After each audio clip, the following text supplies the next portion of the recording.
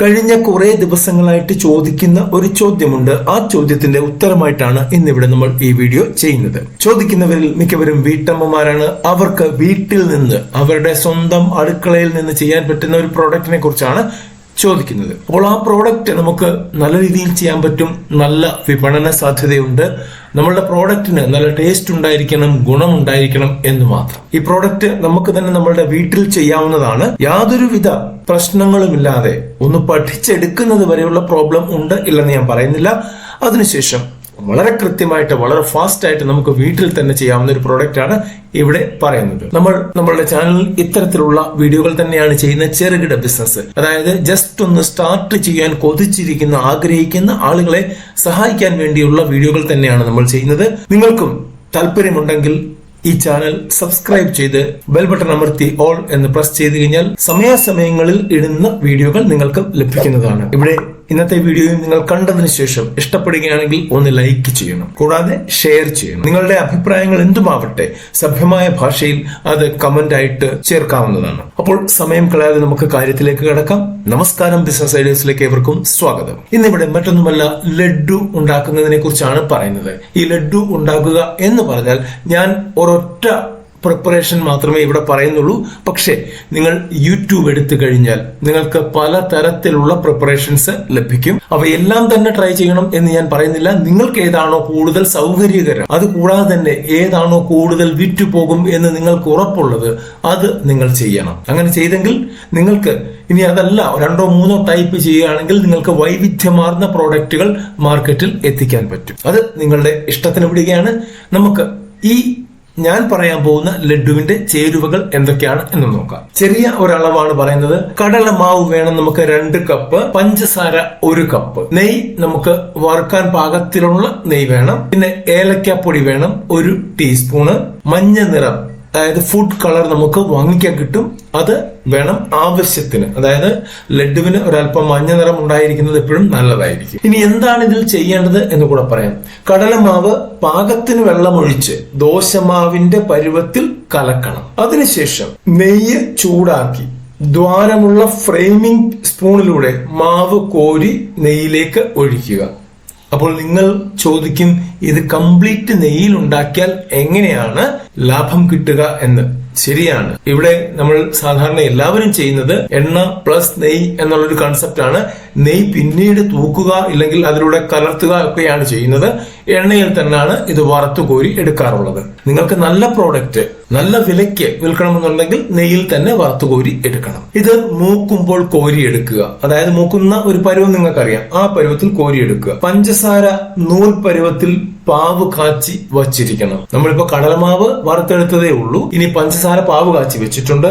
വറുത്തെടുത്ത ഈ കുമിളകളെ ബൂന്തി എന്നാണ് വിളിക്കുന്നത്. ഈ ബൂന്തി പഞ്ചസാര ലൈനിലേക്ക് ഇടുക. അതിനുശേഷം നമ്മൾ പൊടിച്ചു വെച്ച ഏലക്ക കൂടാതെ മഞ്ഞ നിറം ഇതെല്ലാം ചേർത്ത് അല്പം നെയ്യും ചേർത്ത് ലഡ്ഡു ഉരുട്ടി എടുക്കണം. അപ്പോൾ ആദ്യം പറഞ്ഞ നെയ്ക്ക് പകരം ഈ സമയത്ത് നിങ്ങൾക്ക് നെയ്യ് ഉപയോഗിക്കാവുന്നതാണ്. നെയ്യ് മാത്രമാണ് ഉപയോഗിക്കുന്നെങ്കിൽ ടേസ്റ്റ് കൂടും, വിലയും കൂടും. അത് മാത്രം നിങ്ങൾ ശ്രദ്ധിക്കുക. അപ്പോൾ ഇത്രയേ ഉള്ളൂ പരിപാടി. ഈ സാധനം വറുത്തെടുത്ത് അതിനുശേഷം നമ്മൾ ആ ബൂന്തിയെ ഉരുട്ടിയെടുക്കുക, നെയ്യ് ഉപയോഗിച്ച് ഉരുട്ടിയെടുക്കുക എന്നുള്ളതേ ഉള്ളൂ ഇതിനകത്തെ പരിപാടി. പക്ഷെ ഇത്രയും സിമ്പിൾ ആയിട്ട് പറഞ്ഞെങ്കിലും ഇത്രയും എളുപ്പം കാര്യങ്ങൾ നടക്കില്ല. ഇത് വീട്ടിലെ ആവശ്യത്തിന് ഞങ്ങളും ഉണ്ടാക്കി നോക്കിയിട്ടുണ്ട്.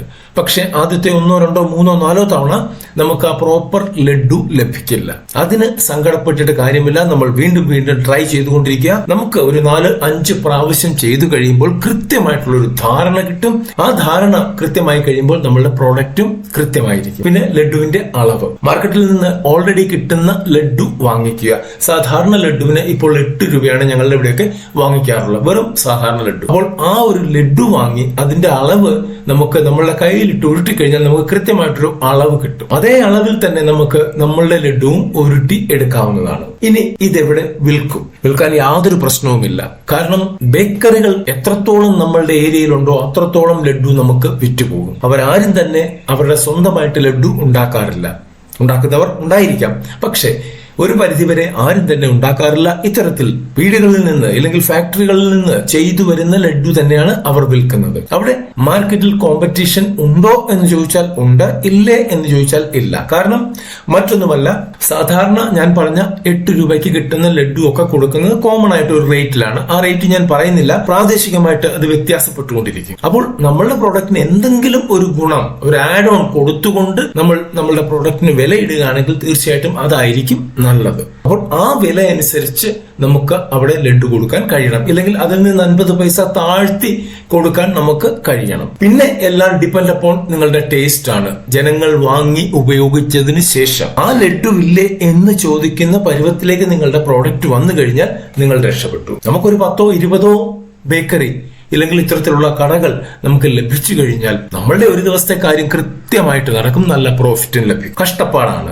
ഈ പണി ചെയ്യുന്നതും കഷ്ടപ്പാടാണ്, കൂടാതെ ഈ കടകളെ കണ്ടെത്തുന്നതും കഷ്ടപ്പാടാണ്, അതിനെ മെയിൻറ്റെയിൻ ചെയ്യുന്നതും കഷ്ടപ്പാടാണ്. കഷ്ടപ്പാടില്ലാതെ നമുക്ക് ഒരു ബിസിനസ്സും ചെയ്യാൻ പറ്റില്ല, ഈ ബിസിനസ്സും ചെയ്യാൻ പറ്റില്ല. പക്ഷെ നമുക്കിവിടെ മുടക്കുമുതൽ വളരെ കുറച്ചു മതി. നമുക്ക് ക്വാണ്ടിറ്റി കൂടുന്നതനുസരിച്ച് നമ്മളുടെ മുടക്കുമുതൽ ഇറക്കിക്കൊണ്ടിരുന്നാൽ മതി. അതുകൊണ്ട് തന്നെ സ്റ്റാർട്ടിങ്ങിൽ നമുക്ക് വലിയ മുടക്കുമുതലൊന്നും വേണ്ട. നമ്മളുടെ വീട്ടിലെ പാത്രങ്ങൾ, നമ്മളുടെ വീട്ടിലെ സാധനങ്ങൾ ഒക്കെ തന്നെ ഉപയോഗിച്ച് നമുക്കിത് ചെയ്യാൻ പറ്റുന്നതാണ്. ശ്രദ്ധിക്കേണ്ട 2 കാര്യങ്ങൾ കൂടെ പറഞ്ഞുകൊണ്ട് കൺക്ലൂഡ് ചെയ്യുകയാണ്. ഒന്ന്, ഫുഡിന്റെ രജിസ്ട്രേഷൻ എടുക്കാതെ ഈ പരിപാടിക്ക് പോകരുത്. എങ്ങനെയാണ് ഫുഡിന്റെ രജിസ്ട്രേഷൻ എടുക്കേണ്ടത് എന്നുള്ള വീഡിയോ നമ്മൾ ചെയ്തിട്ടുണ്ട്. മുകളിൽ ഐ ബട്ടണിൽ അതിന്റെ ലിങ്ക് കാണും, ഇല്ലെങ്കിൽ താഴെ ഡിസ്ക്രിപ്ഷൻ ബോക്സിൽ കാണും, അത് കയറി കാണണം. ശേഷം ആദ്യം ഫുഡിന്റെ രജിസ്ട്രേഷന് വേണ്ടി അപ്ലൈ ചെയ്യുക. അതിന് 1 മാസം എടുക്കും നിങ്ങൾക്ക് കിട്ടാനായിട്ട്. അതിനുശേഷം നിങ്ങൾക്ക് ഈ പണി തുടങ്ങാവുന്നതാണ്. പിന്നെ പഞ്ചായത്ത് ആണെങ്കിൽ പഞ്ചായത്ത്, മുനിസിപ്പാലിറ്റി ആണെങ്കിൽ മുനിസിപ്പാലിറ്റി, എവിടെയാണെങ്കിലും നിങ്ങൾ ഒരു ട്രേഡിംഗ് ലൈസൻസിന് അപ്ലൈ ചെയ്യുക. ഇപ്പോൾ വേണ്ട എന്നൊക്കെയാണ് പറയുന്നത്, എങ്കിലും ഒന്ന് അപ്ലൈ ചെയ്തിടുന്നത് നന്നായിരിക്കും. കൂടാതെ നിങ്ങളുടെ PHC പബ്ലിക് ഹെൽത്ത് സെന്ററിൽ നിന്ന് സാനിറ്റേഷൻ സർട്ടിഫിക്കറ്റ്, ഹെൽത്ത് കാർഡുകൾ എല്ലാം നമ്മൾ കളക്ട് ചെയ്തിരിക്കണം. ഈ ലഡ്ഡു ഉണ്ടാക്കുന്ന വ്യക്തി അല്ലെങ്കിൽ വ്യക്തികൾ അവരുടെ കയ്യിൽ ഗ്ലൗസ് ഉണ്ടായിരിക്കണം, തലയിൽ ഹെയർ മാസ്ക് ഉണ്ടായിരിക്കണം, ഹൈജീനിക് ആയിരിക്കണം. അതുപോലെ തന്നെ ഇത് മനുഷ്യൻ കഴിക്കേണ്ട സാധനമാണ്, നമ്മൾ കഴിക്കേണ്ട സാധനമാണ്, നമ്മളുടെ കുട്ടികൾ കഴിക്കേണ്ട സാധനമാണ് എന്നുള്ള ഒരു ശ്രദ്ധ അതിനെപ്പോഴും കൊടുത്തിരിക്കണം. തീർച്ചയായിട്ടും നിങ്ങളുടെ ബിസിനസ് വിജയിക്കും. വിജയിക്കട്ടെ എന്ന് പ്രാർത്ഥിക്കുന്നു. നാളെ മറ്റൊരു വീഡിയോയുമായി വരുന്നതുവരെ നന്ദി, നമസ്കാരം.